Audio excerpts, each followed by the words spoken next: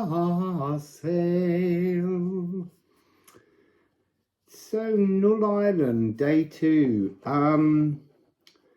Yesterday's sound healing was blocked, and I've been picking up the sense, the energy, that it's not the moment that we return to the seat of our soul. This is about setting new intentions, which will somehow be explored in the next 6 columns. And I get the feeling that the D will not lock back into our bodies in the sacral until the end of the eclipse tunnel. It was like you tried to force I tried to make something happen before the cosmos was willing to offer that energy.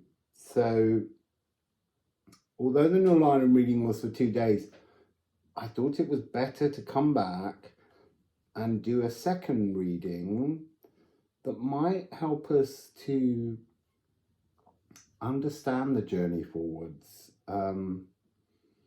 I'm always very cardinal, and I'm always very pushing forwards, and it's about stillness. There's something about listening has been a very strong energy, hearing your own truths, but also listening to others, appreciating the world that others are existing in, and trying to find a way, again, to not judge, to actually understand that this is a very powerful, huge, energetic change that we're all undergoing, and we're all lost at sea. And that was a phrase that came up in one of the other days.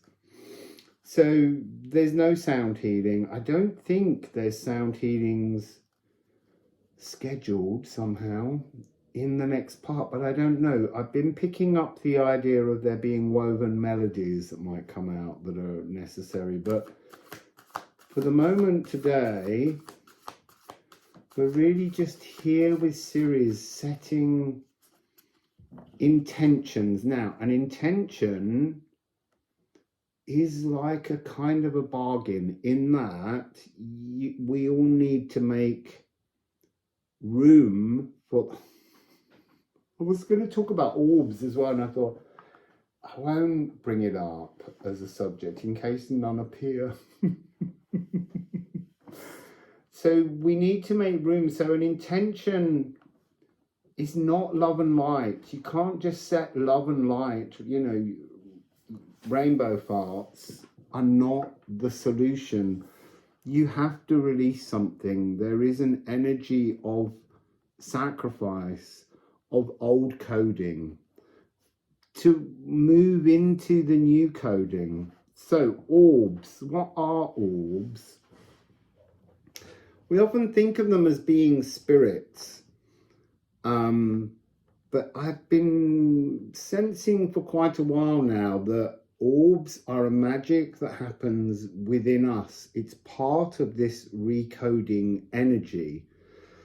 So I've obviously spent a long time on this pilgrimage to find who I am since my parents died. And there are moments when you move into a joyful, loving, truthful, honest energy, and that seems to be when the orbs come. So what are orbs? They're a kind of manifestation of you being in your correct, open, honest, loving, non-judgmental frequency. So when we think about the magic behind the veil that reveals itself, it only reveals itself when you're tuned to your truth. And they can be moments that come and go, but at the moment, even though it's feeling very strange to be back in the UK, it seems like it's bringing me back to a truth, and that's activating some kind of energetic emanation that can flow around me and be visual. I think there's been so many orbs in these readings because it's important for us all to witness that when we really do work on our dark side, our shadows, when we look at how to move into a different truthfulness on how we love, we're correcting our frequencies, not just within our body, but the whole of our auric field. And I think that it's demonstrating that so that you can all see what a difference transformation and belief in yourself brings to your whole world. So let's go into the Liffruma deck with Ceres, 24 degrees of Virgo. She's retrograding, so she's, oh, that's interesting. They said she's like yawning because she's tired of waiting for us to catch up. So Liffruma and Ceres in Null Island. I want to say stillness again. There is this energy of finding you in your own stillness, questioning yourself in your own stillness. So Liffruma, what would you like to offer as a Null Island help today?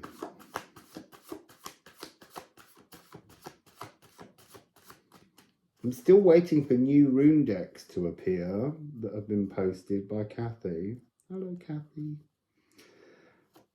But they haven't appeared. They got stuck in Stansted because everybody had mucus. Couldn't get them delivered, and I haven't heard anything today. Oh, what a beautiful, beautiful message. The now. Anwardness, Verandi. This is that. Oh, I just made another orb because I'm speaking truth to you.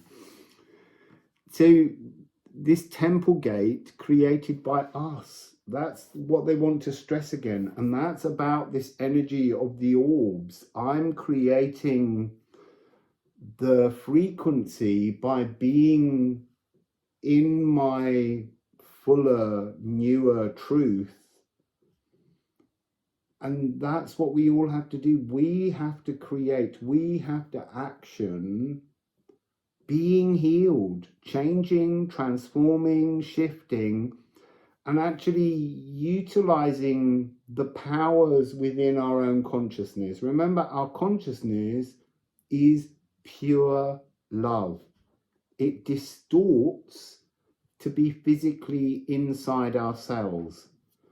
But we need to do this, lifting out this outer body experience to prepare ourselves to go back in at the end of this tunnel into a new set of cells with new codes. I had to stop trying to rush all of these wonderful spiritual processes. So, Anwardness, and it's followed by Etbursten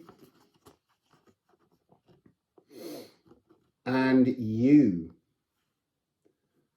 Find you, break free, burst out from the past, burst out from your current existence and make a new home in your soul, in the seat of your emotional soul. It's a really, really important message.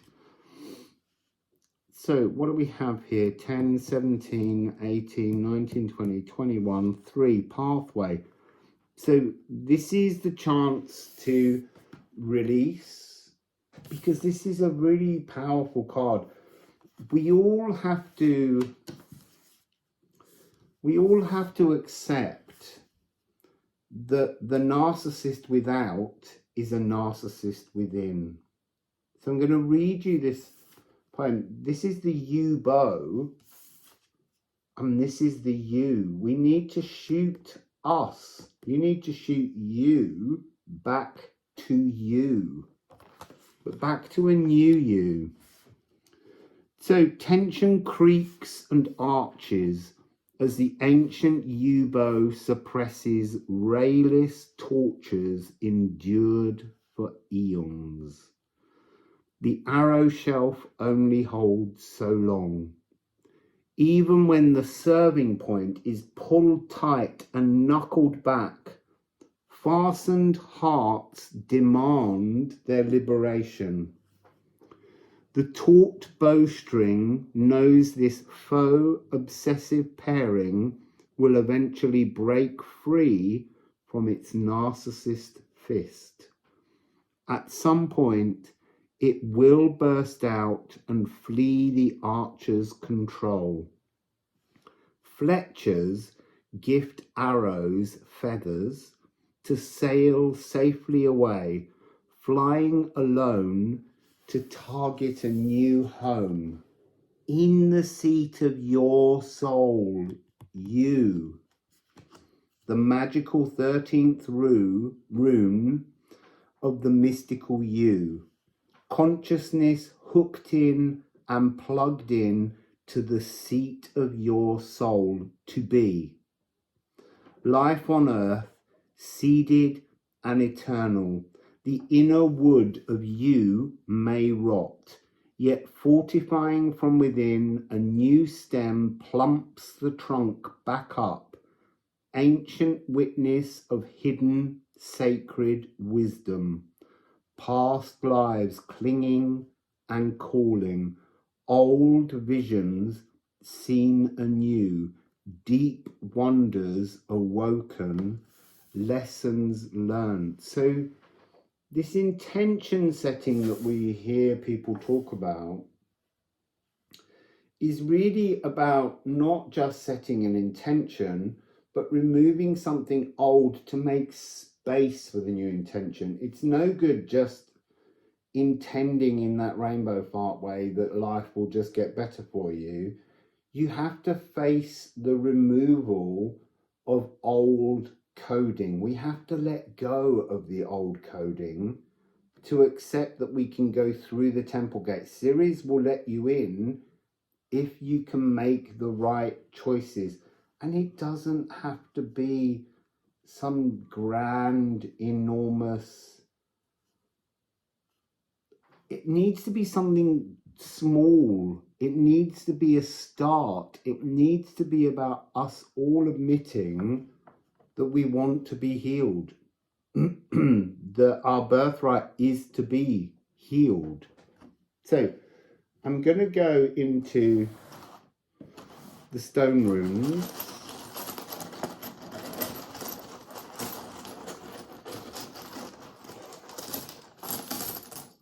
I'm so greedy having all this lovely stuff. Oh, calc. I feel like I got to check. So let me find calc. Unanchored. That's exactly what I was feeling since yesterday, was that you can't anchor yet. We have to be unanchored. We have to drift out of our current coding, and that's not flicking a switch. It's really about having something. Oh, I feel like I just walked past the card. Give me a moment. I can't talk and look. There it is. Yeah. Unanchoring to re-anchor. But you have to unanchor first. That's what you're doing with Ceres. Ceres is giving you the chance to unanchor, to transform, your old codes. But to let go of the old codes, you have to start letting go of patterns.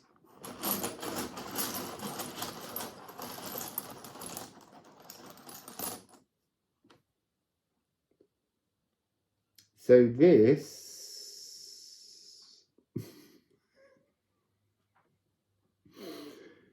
it should be leaf shade again, but no, leaf.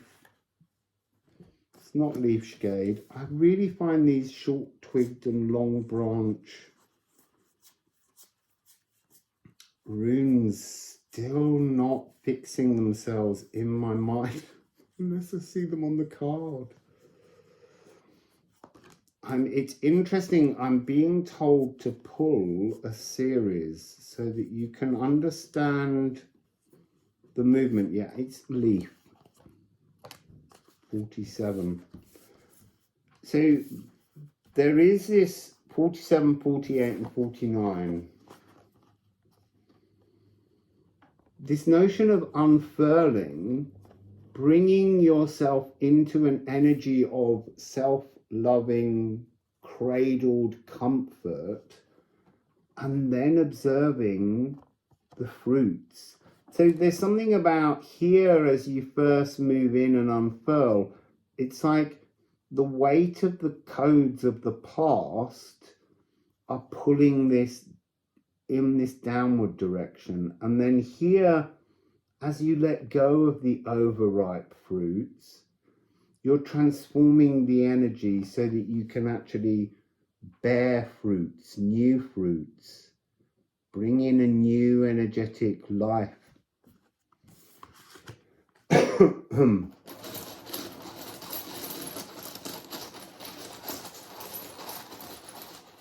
You see, there's something about this.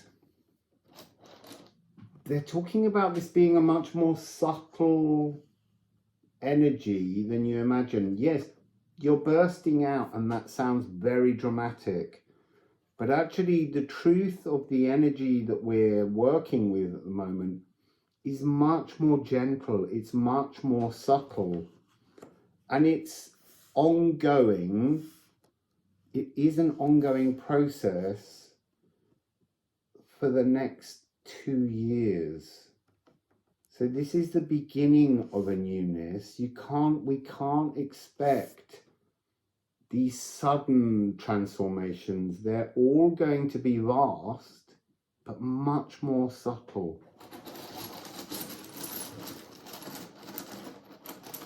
So, yow. Beautiful. Ing. 22. Oh. And 55. 2 power numbers. But Ing is, again, it's very much about the seat of the soul. It's about igniting the seat of your soul. It's a very strong message that's coming through. We're being given an opportunity here in this eclipse tunnel to work with energies that allow us to find our codings. I'm just going to pull the Ing card because I want you to understand that there's something in, I'm sure there's something in that card about coding in the poem. It's Freya, which is Freya's, Freyr, the brother of Freya, and how he seeds, it's the water phoenix. It's rising to new emotional heights, which is a very powerful, wonderful energy. Here we are, igniting the water meadow.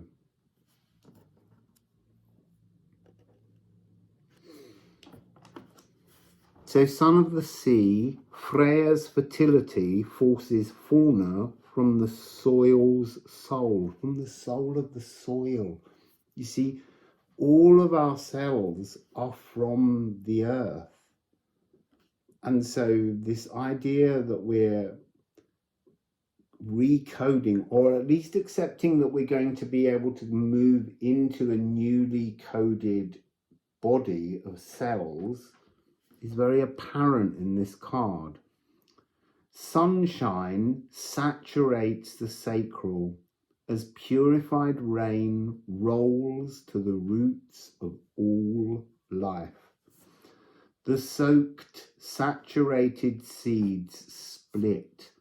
The first thread of germination plunges down so the wild water meadow flowers can sprout, shoot, and bloom with the soul's new tune.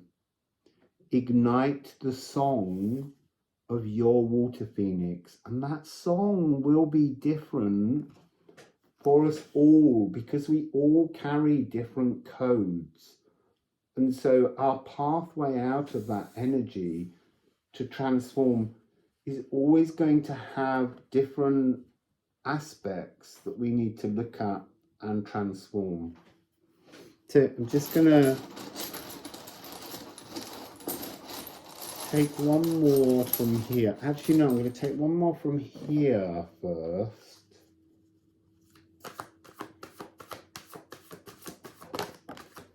Oh, Gifu. So this is coming across as the moment that we are working towards when we reunite our consciousness with our soul, when we stitch ourselves back in. But it's not today. It's at the end of the eclipse tunnel. So, one more rune from Daniela's beautiful ceramics. Ophilagu.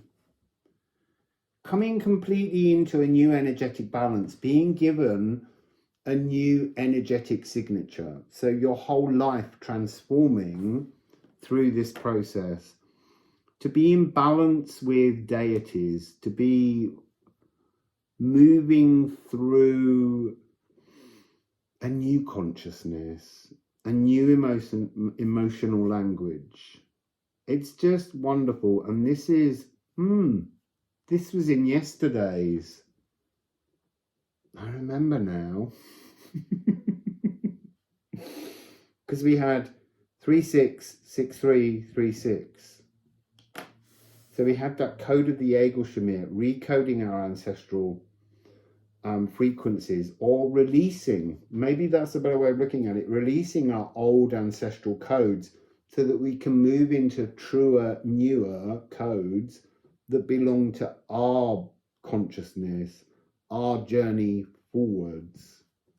So I'm very excited to press on. I'm not going to do it today. I need to give time for my mind to channel, and I need to have a stillness so that I can give time to work out what I'm still releasing, because although my energy is feeling renewed, it's still, I couldn't get that sound healing into the seat of the soul. It was so close to Pluto, but it never, and the spine, but it never wanted to be physically in my body cells. It just wanted to hold itself outside as an out-of-body experience. And that's really what we're working towards. And the other 6 columns should guide us in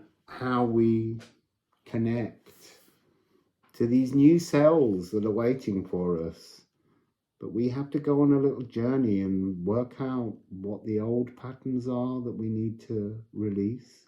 So I'm excited to do the next 6 columns, but I have to be patient and allow the right energy to come through at the right time. And that's very much what we have to experience with Ceres at Null Island, is that notion of being still, going back again to this listening to ourselves and then working our individual transformations into our newly coded bodies. So, Wassail, beautiful people.